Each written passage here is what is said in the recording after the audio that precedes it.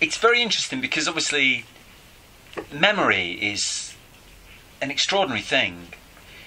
The guy who wrote this is John Hodge, who wrote Trainspotting and Shallow Grave, Petit Meurtre Entre Amis, our first film, and he's a doctor. And obviously the middle of the film is concerned with what she says about our identity is just a chain of memories. And it's really interesting, of course it is, that's all it is, that's all we are. Our identities are just a construct of memories which we shape as we wish. Like you and I will have a different memory of this encounter, which we'll shape towards our own preference. So they're fake in a way, and that's why I think William Gibson, the writer who wrote Neuromancer, he said he thinks that's why we invented history, because memory is so unreliable. We each have a different version of it. None of it's reliable.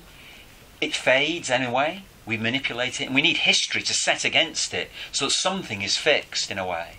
And it was very interesting that, obviously, because you think of Alzheimer's. Is it called the same in French, Alzheimer's? Alzheimer's, yeah. And people say once the memories go, their body is there, but the person has gone, and so they're very, very valuable and very dangerous to lose. And in a way, you could read the film as being the danger of the film happens when memories are stolen. The tragic consequences that come out of it. I mean, he's a violent guy anyway, and she is right to use her power to do what she needs to do with him. But one of the consequences of that is horrific. Interfering with memories, stealing memories in that way, or destroying them in a way. So I would prefer to keep hold of mine for as long as possible. Alors en fait, non, je pense qu'il est bien mieux de garder ses souvenirs. C'est vrai que tout ce qui concerne la mémoire, c'est quelque chose de tout à fait extraordinaire. John Hodge, qui est le scénariste en fait, qui est quelqu'un avec qui je travaille depuis très très longtemps, il avait notamment écrit le scénario de Petit Meurtre entre Amis, c'est quelqu'un qui est médecin, et à peu près au milieu du film, Elisabeth, elle dit quelque chose de tout à fait intéressant sur l'identité. Elle dit qu'en fait l'identité, ce n'est ni plus ni moins en fait qu'une somme de souvenirs qu'on a gardés.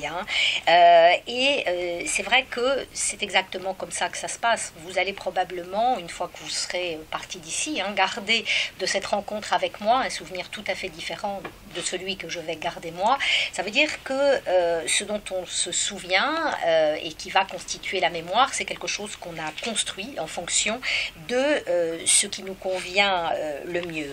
William Gibson, qui est un écrivain qui a écrit, alors je ne sais pas l'équivalent du titre en français, New Romance, mais en tout cas, il dit que la mémoire, en fait, est quelque chose qui est tellement peu fiable, et il y a tellement de mémoires différentes.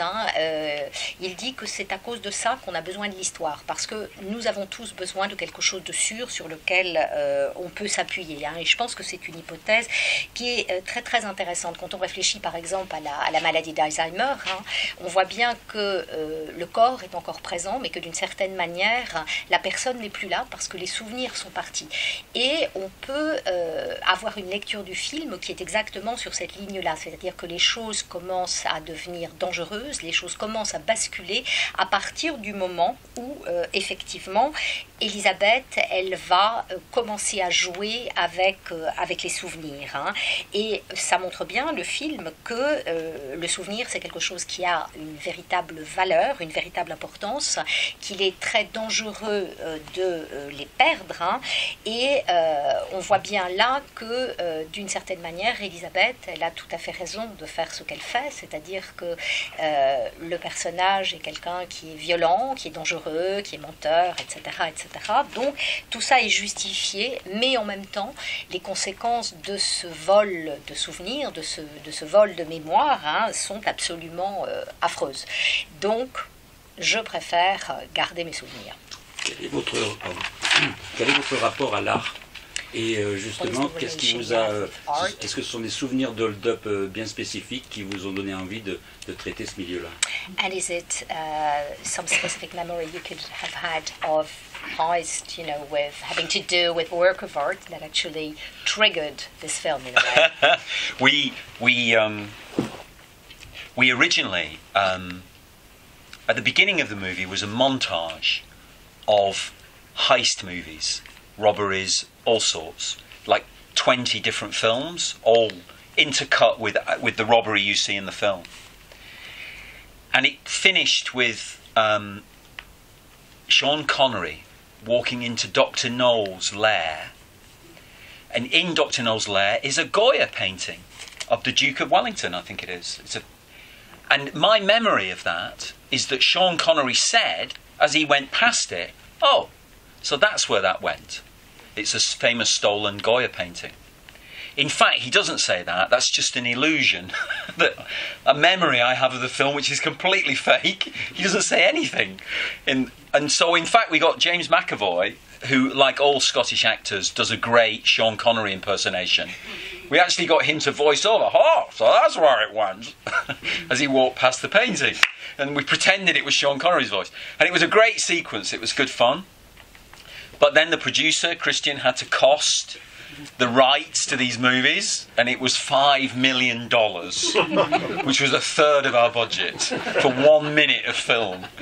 So we cut it all, we had to change it all. But the delight in doing a robbery, a heist at the beginning of a movie is wonderful. But it's the Melville is my favourite. The Samurai, the silent one. Yeah, the Samurai. Samurai. That's my favourite personal one. But there's so many, you could choose from. Alors en fait, originellement, l'idée qu'on avait pour le début du film, c'était un montage avec de fameuses scènes de braquage du cinéma. Il y avait à peu près une vingtaine de films différents, et tout ça était entrecoupé en fait de la scène de braquage, de vol qu'on voit dans le film. Et puis il y avait, ça se terminait en fait, c'est ce montage d'extraits, ça se terminait avec une scène de Sean Connery dans Dr. No, quand il arrive en fait dans le repère de Dr. No, et où il passe devant une peinture de Goya qui est en fait un portrait du duc de Wellington. Et la mémoire que j'avais gardée de ce film, c'était Sean Connery, quand il passait devant ce tableau, il disait « Ah, mais c'est là qu'il a abouti, c'est là qu'il est finalement ce tableau », ce qui était un souvenir complètement erroné que j'avais du film, parce que Sean Connery, quand il passe dans le film devant ce tableau-là, il dit absolument rien. Mais en tout cas, j'avais gardé ce souvenir-là, et James McAvoy, comme tous les bons acteurs écossais, il imite Sean Connery à la perfection. Donc du coup, on lui faisait raconter, on lui faisait dire cette petite réplique totale qui existait juste dans mon imagination. On la lui faisait dire quand il passait devant le tableau. Et puis finalement, quand Christian, mon producteur, a fait la somme de tout l'argent nécessaire pour avoir le droit de diffuser, de mettre ces extraits de films dans le film, il y en avait pour 5 millions de dollars, c'est-à-dire un tiers de notre budget. Donc évidemment, ça ne s'est pas fait, c'était beaucoup trop cher, mais en tout cas c'est quelque chose de très très excitant, de très exaltant, de faire un film avec une scène de braquage à l'intérieur. Je dois dire que personnellement, mon film de braquage préféré, c'est Le Samouraï de Melville. Et quel serait